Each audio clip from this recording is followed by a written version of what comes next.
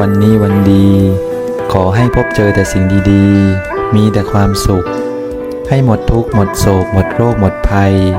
มีสุขภาพพลานามัยแข็งแรงร่ำรวยเป็นเศรษฐีมหาเศรษฐีผู้ใจบุญค้ำจุนพระพุทธศาสนาให้สมความปรารถนาในสิ่งที่ดีงามจงทุกประการเทอญ